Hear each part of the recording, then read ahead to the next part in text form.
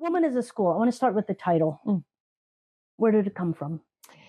So originally it was called A Revolution is a School because all of our work is in documenting the uprising and, defining terms and defining language to describe what the new things that we are uncovering, that we are realizing as a collective. And so the original book was called A Revolution is a School, which I think is going to be book number 2 or 3 or an upcoming book in any case.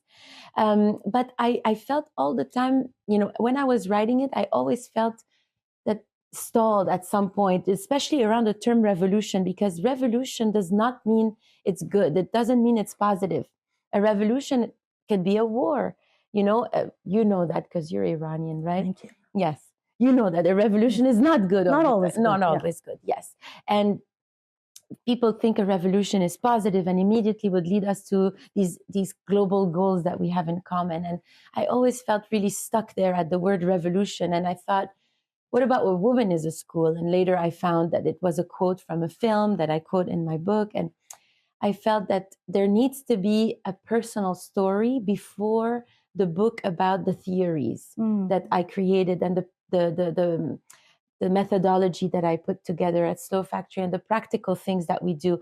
And because all of this work that we do at Slow Factory is informed by my lived experience in Lebanon and outside of Lebanon, back in Lebanon, through the war, being born in a war, and all of that is sort of discredited. I couldn't really put any words around it before even starting writing the book. I always discredited this experience as, this is just something I lived. And oftentimes when I would say, I'm from Lebanon, I would get people's pity, like even sometimes I was in a meeting and a man held my wrist and was like, I'm so sorry. And I'm like, I'm going to murder you. But, so it was needed. I needed to explain the sort of the story behind the story, the story behind A Woman is behind the Slow Factory.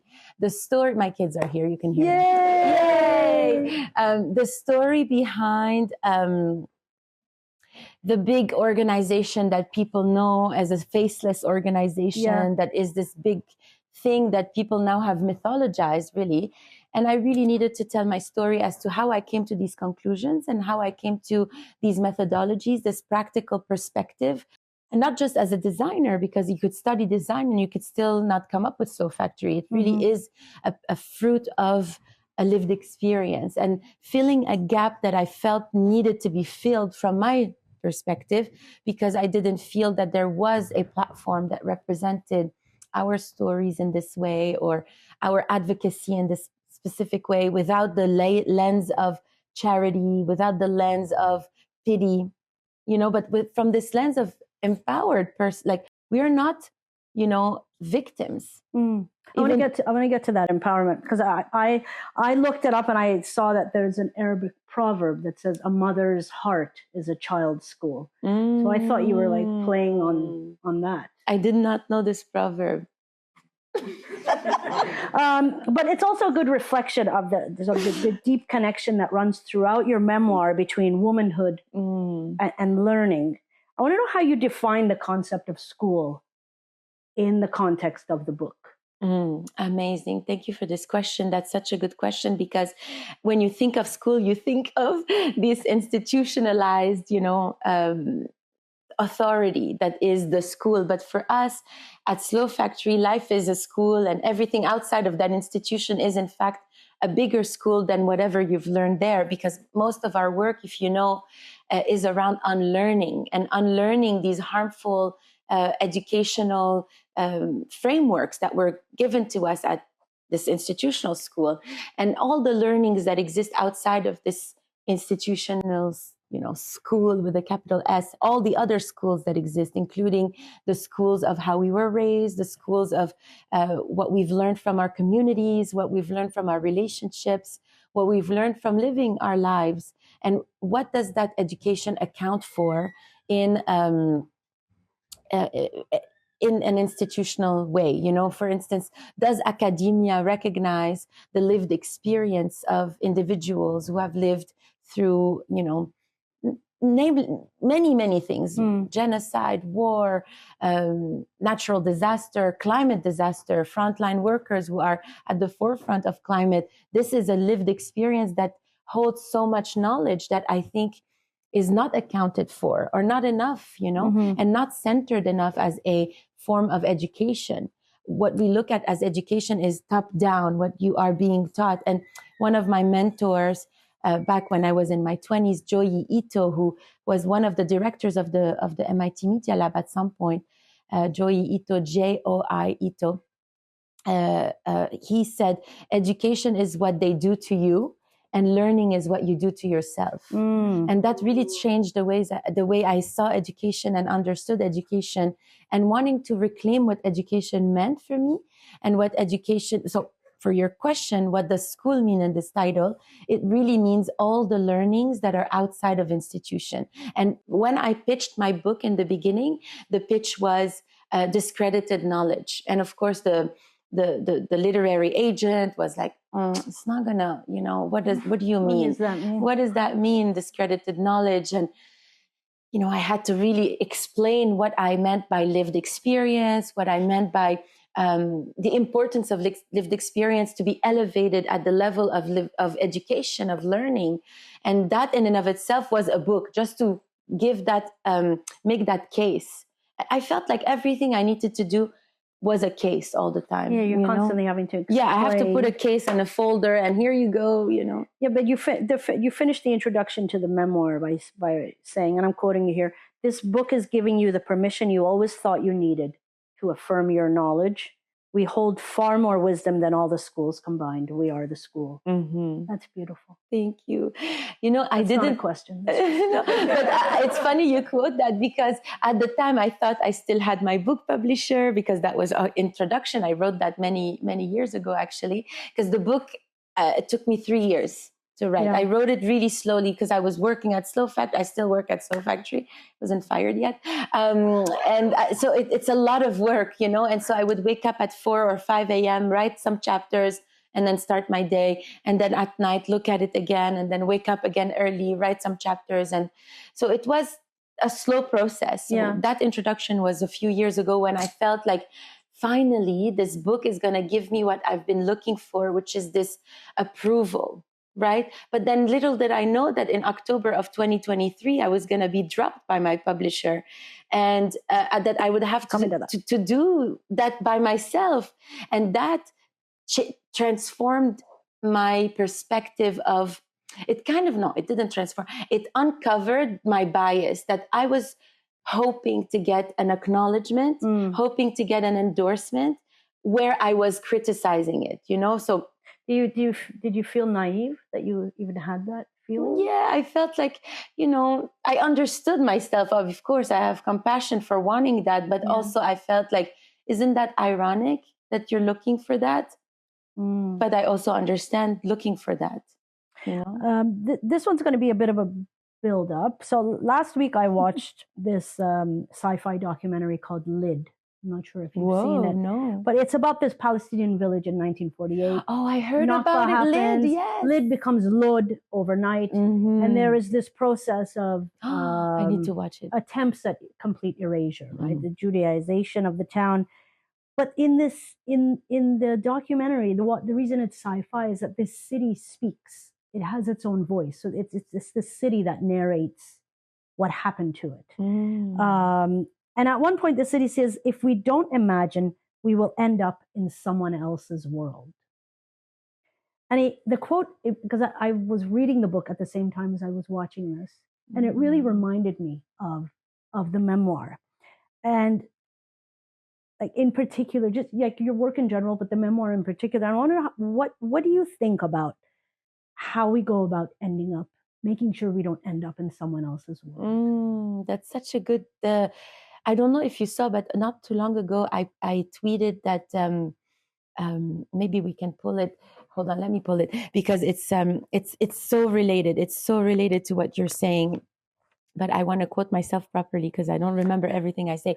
Resistance is not wanting to live in the limited imagination of the white colonial mind. So it's a little bit that, right? I wrote that the day I made a decision to self-publish, because I realized that I was living in the imagination of this status that we imagine is like, oh, you have a publisher, and this publisher is so and so you are valid, you know? And even amongst my Arab peers, when I said I self-published, they kind of looked down on me like, oh, not HarperCollins? No, not Penguin, like you said. And I was like, no. And so that quote of imagination and reclaiming our imagination and wanting to live outside of this limited form of imagining status or imagining success or imagining accolades or imagining achievements, you know, outside of these preconceived notions. Now, I understand myself wanting to get that, but because it didn't really materialize for me, I found another way to make peace with it. And in fact, it opened up a new door for me to actually face what I'm preaching or what I'm seeking or what I'm talking about, which is another revelation I just had recently, that we must not fear freedom. You know, sometimes we put barriers, even on a personal level. We put these barriers upon ourselves that, and a friend told me that, you know, when you put a bunch of fleas in a jar, they're just going to fly all the way up to the top of the jar. But when you remove the top of the jar, the fleas stay in the same motion. They don't know that the lid is gone. They just stay there. And so that is also how we shape freedom, right? Like we also limit our own access to freedom in so many ways. And that is, you know, a new revelation I'm looking into. Which comes back to the end of the memoir about radical imagination. Right. But we're not going to go there now. Okay. You begin the memoir with the colonial history of Lebanon. The making of Lebanon and the control of population through the colonial education system. So this is an education system that your grandfather didn't go through. Labib? Yes. Is it Labib? Okay. Here's how you describe it. His entire life was lived and expressed in Arabic. He remained whole, grounded, and most important, sovereign. This is why his spirit gave him the power to achieve so much in his own way. That's an end quote. You talked to me about the importance of language. I know we talked about speaking 4 languages, or the importance of a mother tongue, and how your relationship to Arabic has changed through the years. That's, my gosh, your questions are incredible. I'm so honored to be here with you. So Arabic, I was born speaking Arabic first, and we fled when I was 5, and I arrived in Montreal, Canada, first in the US, then Montreal, Canada, when was the final destination, Montreal. And core memories.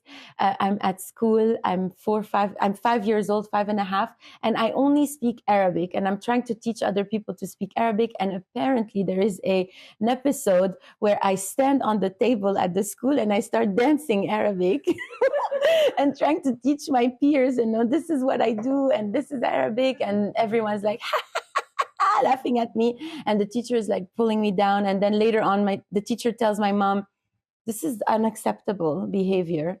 And of course, my mom being like, this is unacceptable behavior. And me being like, and I stopped speaking Arabic from that moment. And then at 13, when we, you know, there's a ceasefire, my parents are like, we're leaving to Lebanon on a whim. In a few weeks, we were in Lebanon, and everyone is speaking Arabic to me. And I am struggling because I'm not speaking Arabic. I haven't spoken Arabic in 10 years, more, something like that, maybe less, maybe 9 years, or maybe less, I don't know.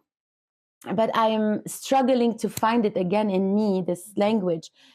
And then my grandfather, I meet him for the first time for real, you know, and I am trying to communicate with him, and he is refusing to explain himself more than Arabic. And he's like, no, you're going to have to figure this one out. And I'm like, just trying to find my words. Of course, eventually I find my words, but that journey into finding my Arabic again, and learning Arabic and being fluent in Arabic. Now, I don't read and write in Arabic because I was a teenager in Lebanon and I was going through so much, and I didn't do it. I wasn't able to do it, but it was blocked for me. I just couldn't go beyond speaking, which was already a big achievement. Mm-hmm. I couldn't read and write, and I was very happy. I was given like I was dispensée in French, which means like I didn't have to do the Arabic lessons. I had to sit down and listen to them. The history in Arabic, math in Arabic, geography in Arabic, listening to the teacher and her being so animated and talking. But I couldn't understand everything because the written Arabic is different from the spoken Arabic. Mm-hmm. And Lebanese slang is so much different than the formal written Arabic. But I had to stay there. I didn't have to write anything, but I had to stay and witness them.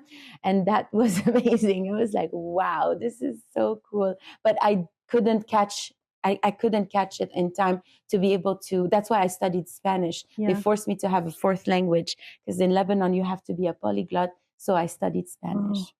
Your grandfather Labib, he looms quite large in your memoir. Mm-hmm. I mean, all your relations do to some extent, but he really just is. He's chapter one. He is and is a big figure, and you come back to him often. You point to him, but what is it about him that reflects for you this challenging of structural education?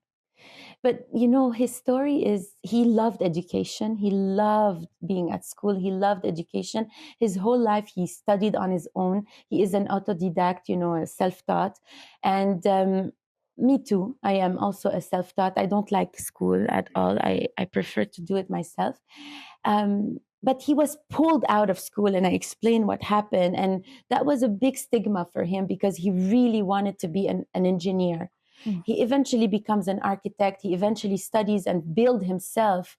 But being pulled out of school, he wasn't imposed the French language. He kept the Arabic as the main language. He didn't, he wasn't forced to assimilate like the other generations were. Yeah, what do you call them? The lost? The lost generation. The lost generation. Mm-hmm. I call them that. I don't think they like it, but my parents' generation and their generation in general, they went to school under the French mandate. They have this relationship to French that it's superior to them. It's the best thing and they are the worst thing. They really assimilated that as a fact because that was what was taught to them, not to speak Arabic, to speak French instead, and to, forget their own language. And clothing too. And clothing, of course, yes.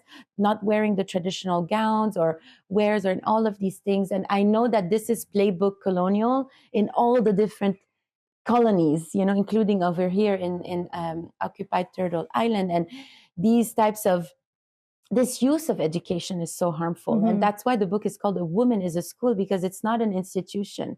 It's not what the institution says it is, and that's how Labib always told me. It's not what the institution told you. It's this is what you're reading, what you're discovering, what you're uncovering.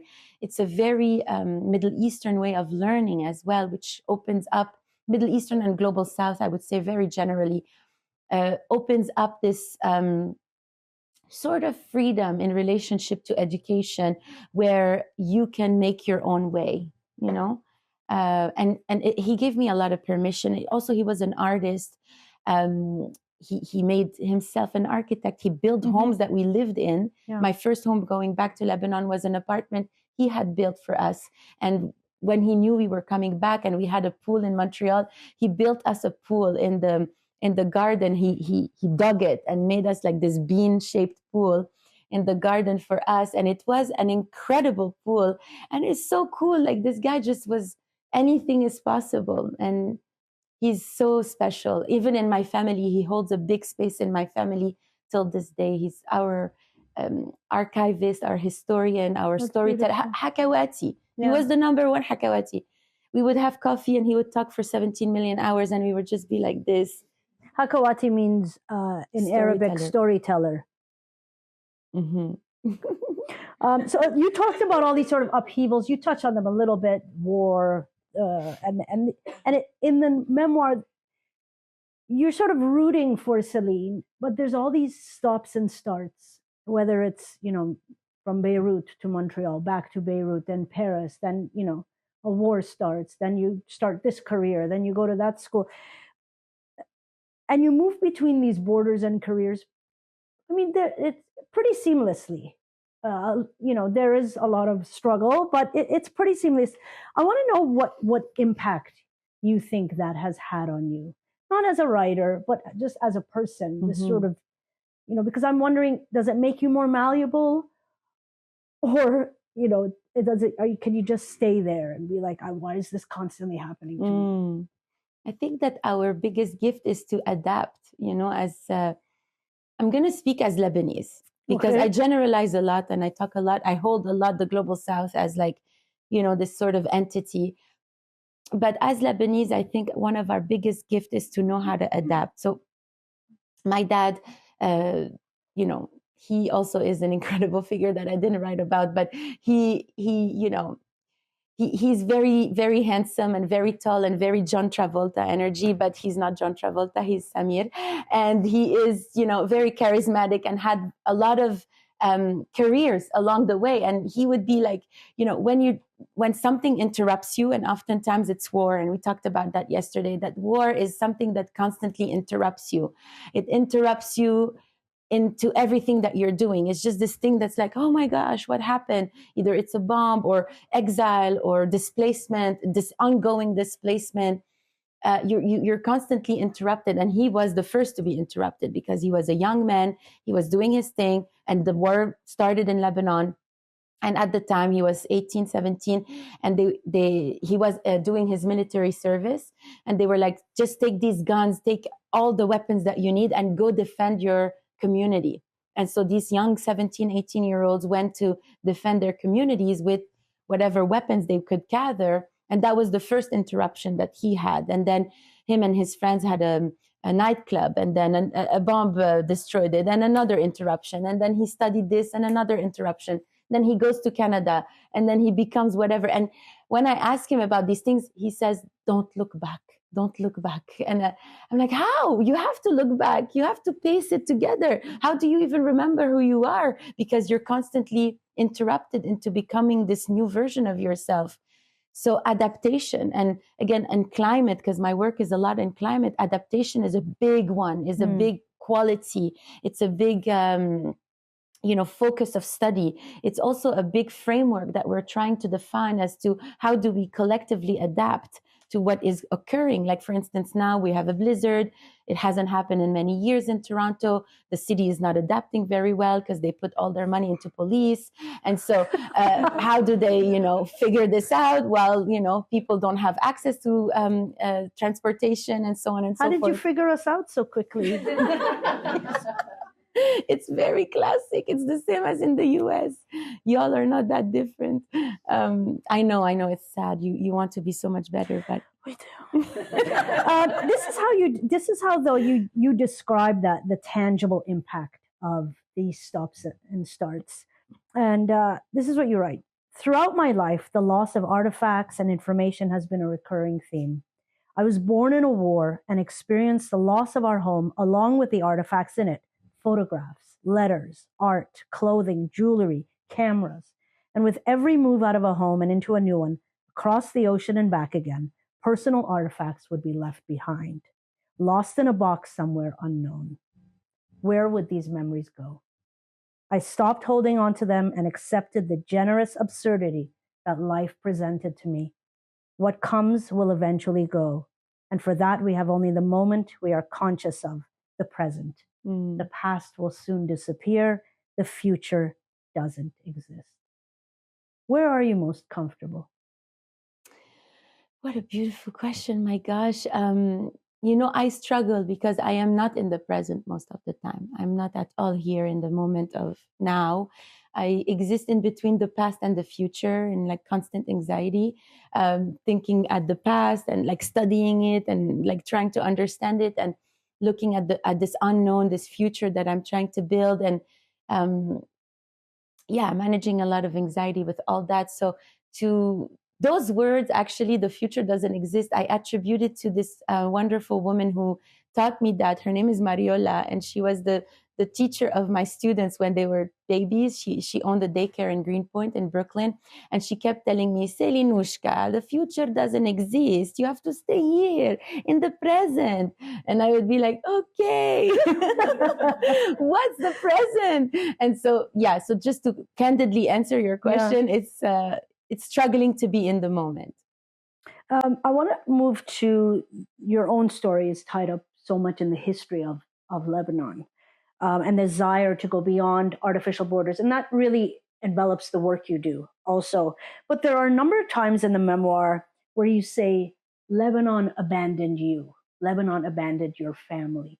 This idea that a country can abandon, their people. Person. Can you explain that a little bit? Oh, absolutely. I think that there is a betrayal that we have felt from our own country. And I think that, I don't know, you tell me if I'm wrong, but as an Iranian, don't you feel betrayed? Oh, yeah. Right? We're not here to talk about me. Okay. Well, I do, yeah. But I mean, there's a betrayal that you have to deal with, that your own people architected this sort of terror that occurred to you. Because what happened in Lebanon, and we dive deeper in the book about it, is this internalized hatred that we have against even our own kin, because in the case study of Lebanon, it's our own people killing each other, right? And our own people going against one another, the Muslims against the Christians, against the Jews, Lebanese Jews, okay, that have completely disappeared from our country, that are exiled in occupied Palestine. I mean, there's layers and layers of betrayal and complexity that we don't talk about. So there is a betrayal in a way where the country ejected us, and I talk a lot about that because that is a form of harm, of collective harm that we've caused for one another, and a violence that has existed that, we have created, and I know a lot of times we'd say, oh, but it is colonialism, and it is because of this, and it is because of that, these outside forces. But it's also the ways in which we have internalized these outside forces and the lack of solidarity that we've shown to one another. We could have easily been like, no, this is wrong. This is wrong. We don't want to do this. But we adopted that, and we, in fact, continued it till this day to perpetuate. Yeah. But you were born in 1982. So this is right at the time of Israel's invasion of Lebanon, the displacement of 400,000 people, the killing of thousands more, massacres, bombs. That's how you came into the world.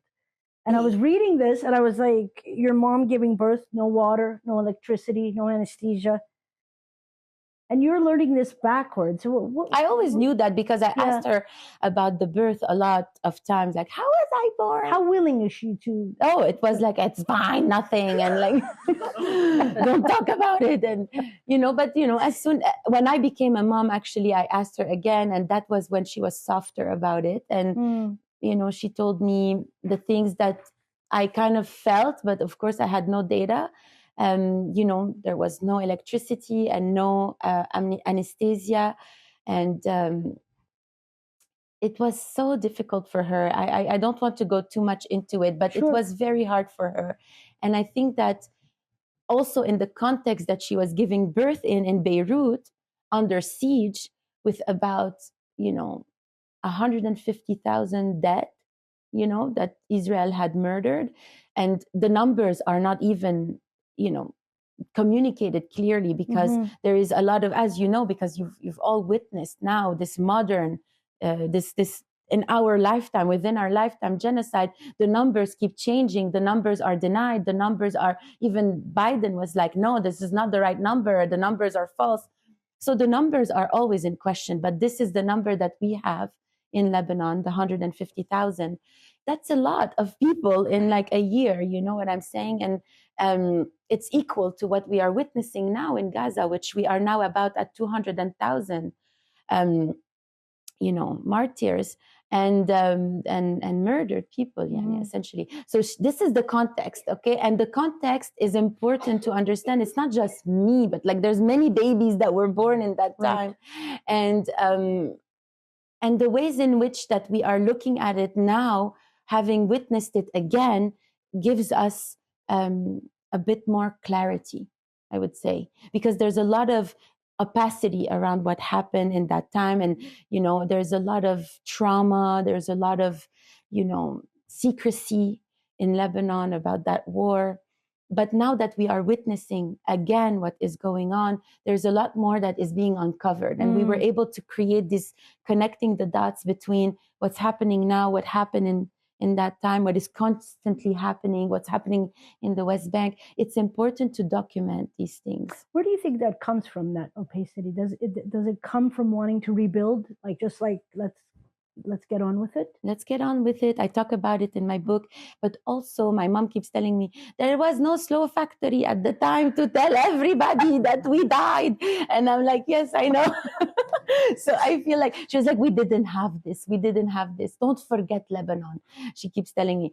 But it's true. She's correct. Like, yes, we walk, like now we forgot the pager attacks. It's in the past. Yeah. Who cares? We forgot that Gaza even went through this. Now people are moving forward. It's like now time to look at the West Bank, or, all these other crises that are occurring, whether they are occurring there or outside. There's just a desire to live. Also, there was a big stigma for Lebanese people being constantly portrayed in the international media as the terrorists and the people who had bombs and the dirty people and all of that. They didn't want to associate with that. Yeah. Let's stay with Slow Factory a bit, because it's really been a school for millions of people, Celine. And this may be a very stylistic question, but I want to know how you decided the way you wanted to weave Slow Factory into your memoir. Like, how much did you think about that? Did I put a lot of it in it? No. What? No, Slow Factory. No, that's what I didn't want to talk too much about Slow Factory, because Slow Factory is big and it's this big entity and everyone knows about it. And, I didn't want to be like too much about Slow Factory. Slow Factory is, to me, I consider it like a living entity, really, almost like another child. It's a living entity. It's 13 years old now. It's in an identity crisis. It's in its teenage years. Yeah. Exactly. I don't know what Slow Factory wants to do next, and I'm confused. But what I wanted to explain is that, Slow Factory was created as an art experiment. I don't like to say that word, but it was. And we were like, we're doing this to raise awareness. We're doing this to raise awareness. We're going to do this now to raise awareness. We're going to run a conference. We're going to dance. We're going to do an installation. Oh, we are in COVID. We're going to shoot you with like infographics. And now it's like everybody knows us from that. But we've done so much before that 2020 moment. And the ways in which I wanted to explain Slow Factory is like, it is a school of thought. It is a school of thought. It's a way of thinking, and it's an expression of our existence. And it's also it's a way of expressing ourselves with dignity. Like I said earlier, like without this layer of charity, and because I was working a lot in design and in non-for-profits, and there's this thing called the charity porn. When you show like a brown kid, a black kid that's very sad and hungry and dirty and naked, and and you're like, donate, and that's it. That was the communication for non-for-profits for a long time, and I was disgusted by that. I was like, this is removing ourselves, removing everything from us, even our dignity. Why aren't you showing us in a better light? And there was a whole memo that we have written in a Slow Factory talking about this type of charity porn, and saying we shouldn't do that. Please stop doing that. Please show us as our own dignified self. Put our name if you're using our photos. Humanize us. And this dehumanization is what contributes to more harm against our people. And so Slow Factory is one of the things. We have so many missions, but one of them is to definitely counter misinformation and dehumanization. You talked about, hold on. I don't want to do that now. I want to move to the intersection of creativity, activism, and education, but keeping in mind Slow Factory, but not focusing on it. For 500 days now, almost 500 days, we've watched the world, really the majority of the world, pour into the streets against what we're seeing happening in Gaza. The incessant bombing and now the occupation of Lebanon. And despite this, governments haven't been listening. And I started thinking about this 1960s focus on placards and protests and people coming out into the streets. It's not working. It's clearly not working. It didn't work with Iraq. It's not working right now. What do you think needs to happen for a new model to emerge? I have an unpopular opinion. Great. Okay. I want to hear it. And I say it privately to my team that I don't believe in protests. I think that protests are being funded and they are being worked in tandem with police presence. There's a lot of money going into protest and people protesting and going out on the street and funding this type of direct action. Direct action is a big term in non-for-profit. And I think that it has not led to policy change in a very long time, in a very, very long time, at least since the 70s, you know. Have you gone on the streets and it has led to something besides the abolishment of straws that now Trump has reverted? You know, I mean, it hasn't. I mean, it's actually being promoted. It's being encouraged. It's being funded, actively funded. A lot of groups in the US are being funded to mobilize on the street and to get people on the streets as much as possible. And I think that's a distraction. There's time that we need to organize. We need to organize, but organizing just to go protest on the street is not leading to systemic change necessarily. How can we organize differently is what I'm interested in. Yeah. Can we build third spaces? Can libraries become these third spaces, or bookstores become these third spaces where we can meet and convene and ideate together as to what is the most effective thing, and working inside, outside. I spoke a little bit about that yesterday, but there is no solidarity between the people that are working inside the system and people who have the luxury to be activists on the street, because I do say it's a luxury. It's a luxury to be figuring out the grant system, to be paid, to be willingly outside of the system, you know. And me too, I am very privileged to be able to do this work at Slow Factory. So how are we being effective as much as we can? So sometimes at Slow Factory, we say, no, we're not going to